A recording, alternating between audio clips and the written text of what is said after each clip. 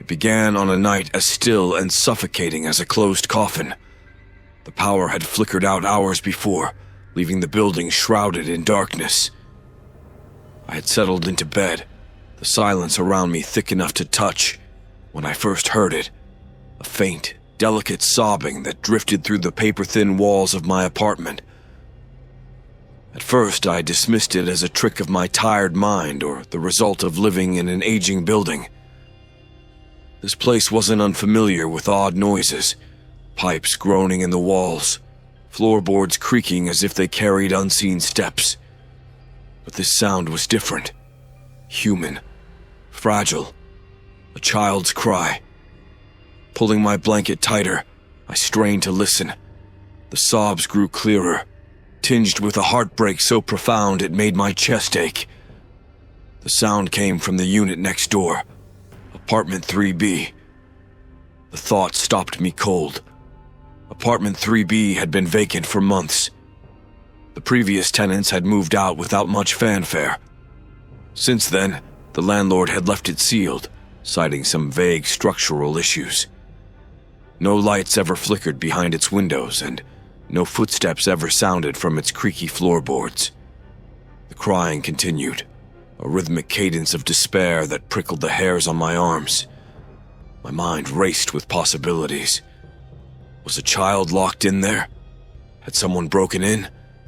Should I call the police? Summoning my courage, I grabbed my phone and crept into the hallway. The corridor stretched out before me, dim and unnervingly quiet. Apartment 3B sat halfway down, its door a featureless slab of wood. I knocked gently, hesitating to disturb whoever or whatever was inside. No answer. I knocked again, louder this time. "Hello? Is someone in there?" My voice echoed faintly in the empty hall, but the sobbing didn't stop. A chill crawled down my spine as I leaned closer, pressing my ear to the door. The crying sounded muffled, as though coming from far away, yet it was unmistakably real. Just as I was about to knock again, the sobbing stopped, cut off mid-breath. I stood frozen, my heart pounding so hard it was difficult to hear anything else. The silence on the other side of the door stretched long and oppressive. Then, a faint sound broke it, a whisper so soft I nearly missed it. "Why didn't you save me?" The words barely registered before I stumbled back, my pulse hammering in my ears. My phone clattered to the floor, the light casting a jagged beam across the hallway.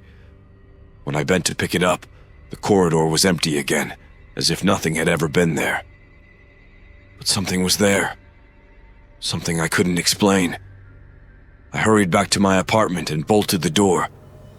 That night I barely slept, haunted by the memory of those sobs and the whisper that still lingered in my mind like a phantom. The sobbing returned the next night, just as it had before, soft, mournful, and unrelenting. This time I didn't hesitate to call the landlord. Sleep-deprived and jittery, I explained everything in rushed, desperate tones.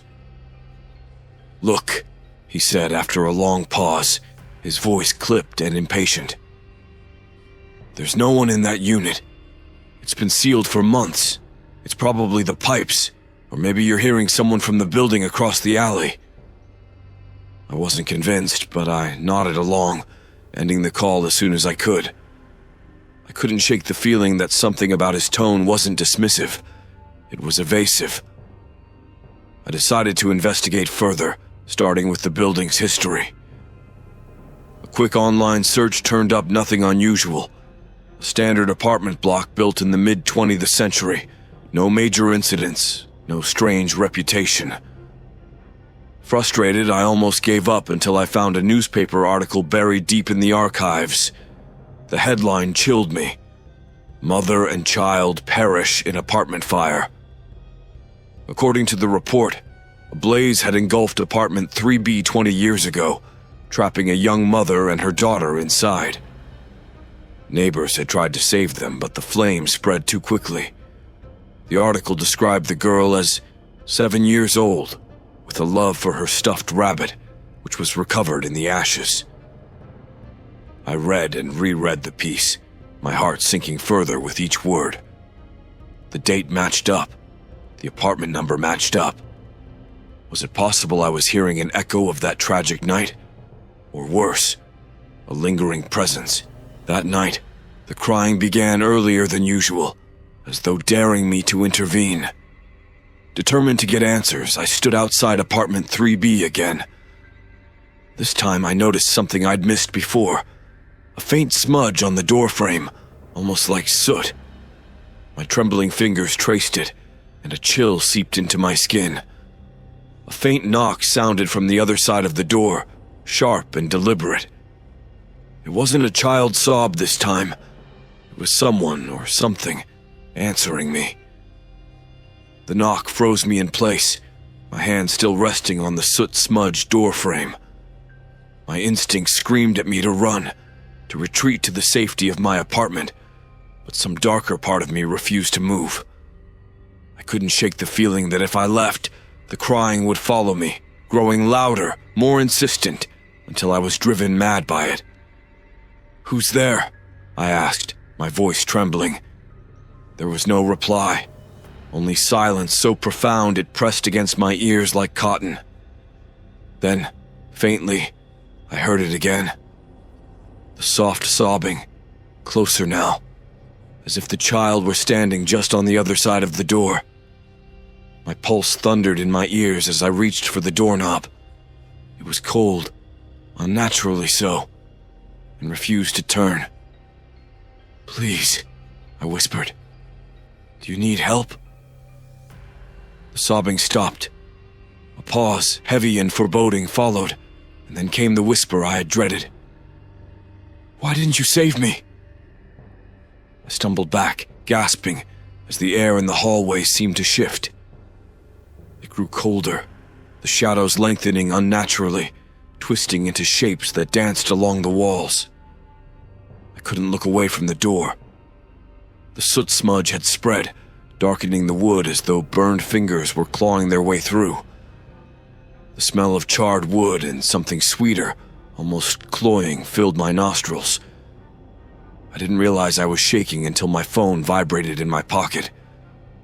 I fumbled for it, desperate for a distraction.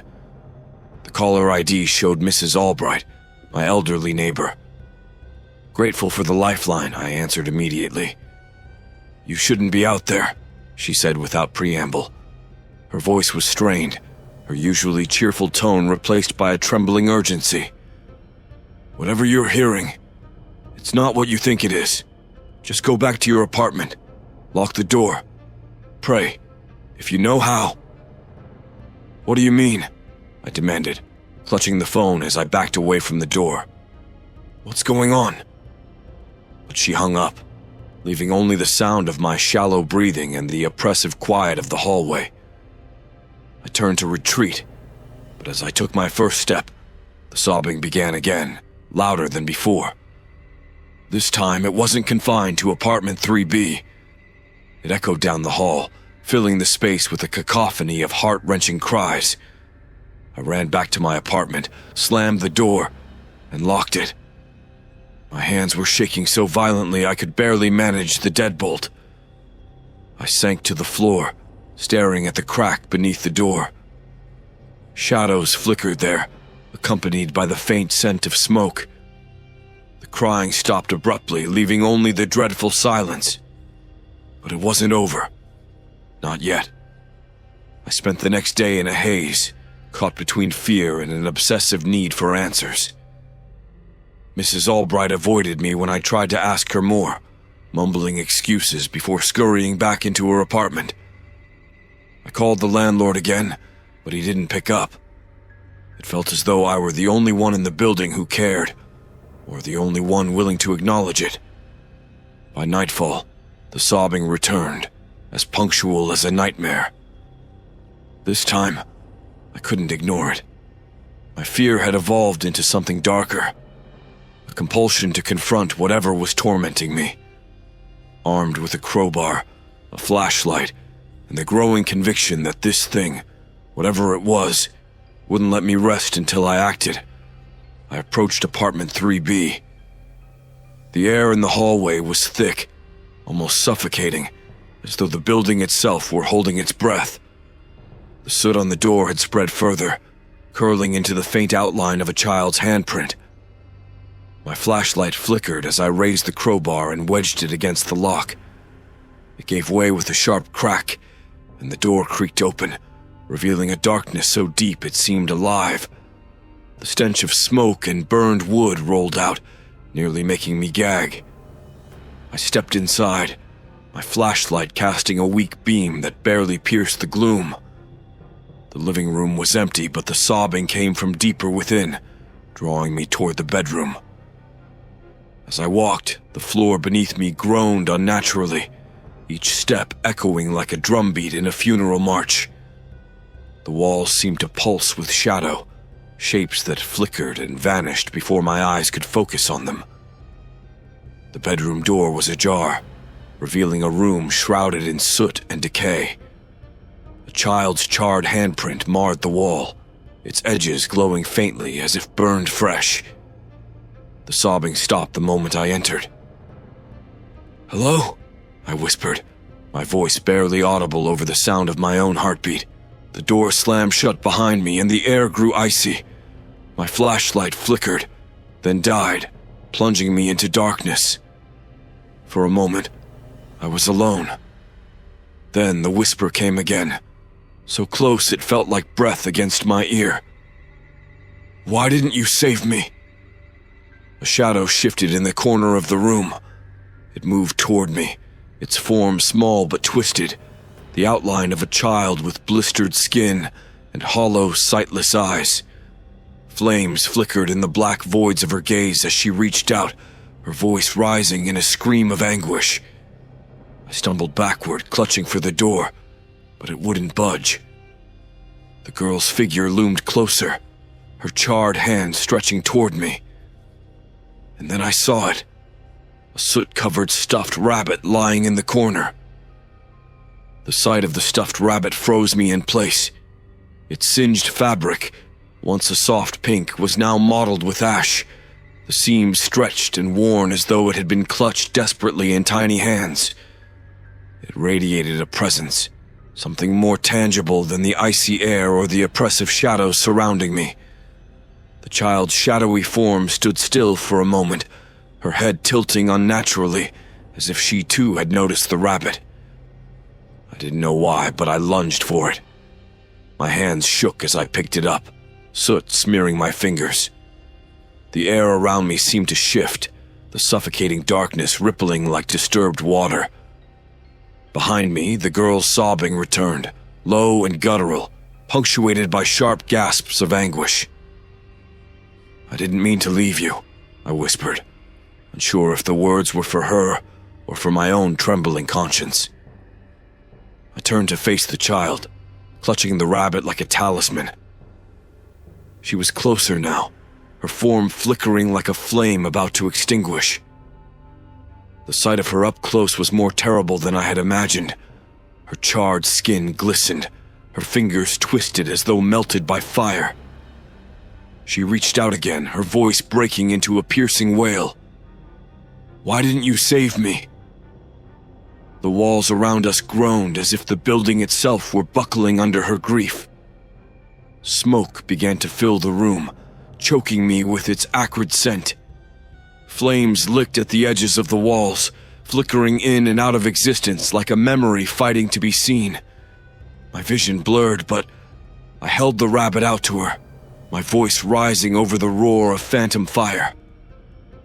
"I'm sorry," I cried, my voice cracking. "I'm here now. I'm here." Her hand hesitated in midair, her hollow eyes locking onto the rabbit. The wailing stopped, replaced by a profound silence that made my ears ring. Slowly, she reached out and took the rabbit from my hands. Her touch was ice against my skin, leaving behind a smear of soot.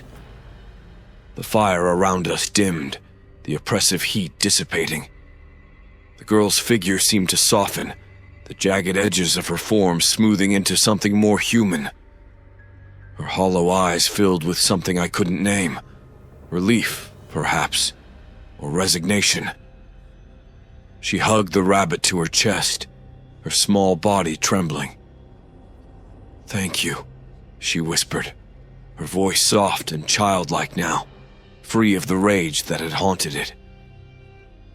The shadows consumed her as she faded from sight, the scent of smoke lingering in her absence. For a moment I stood alone in the silent, charred room, unsure if what I had done had truly helped, or if it had only invited something darker,